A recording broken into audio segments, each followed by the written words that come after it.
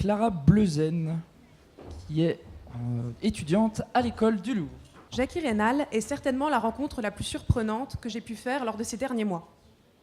Nous avons d'abord fait connaissance dans les cafés parisiens et à son domicile.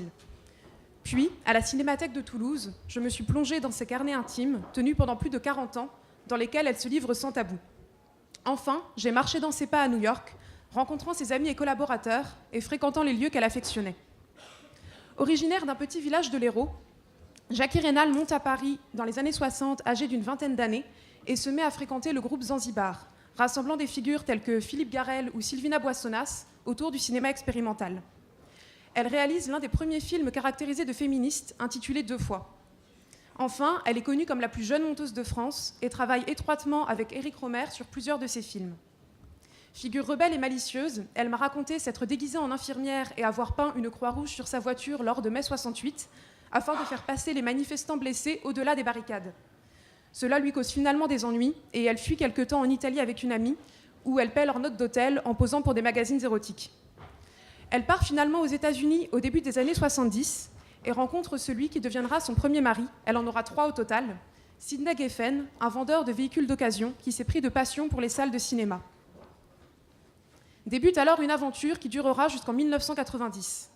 Dans le New York des années 70-80, Sid et Jackie dirigent 2 salles de répertoire renommées, le prestigieux Carnegie Hall Cinema, Uptown, et le bohème Bleecker Street Cinema, Downtown. Les salles de répertoire sont des salles spécialisées dans la projection de classiques du cinéma. Certaines vont par exemple projeter uniquement des films hollywoodiens, d'autres des films étrangers.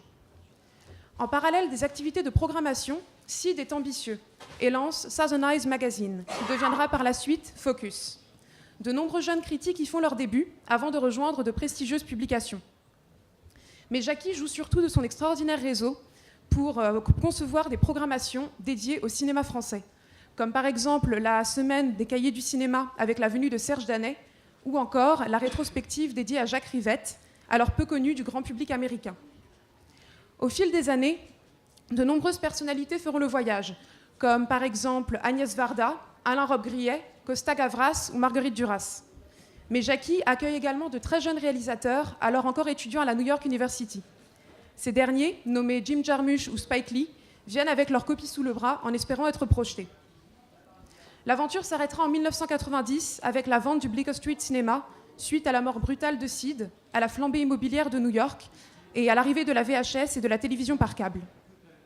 À la croisée de l'histoire de l'art, de l'histoire culturelle et de l'histoire du cinéma, mes recherches sont un véritable voyage dans le New York des années 70-80, ville que l'on dit alors sale et dangereuse, mais également bouillonnante d'énergie et de créativité.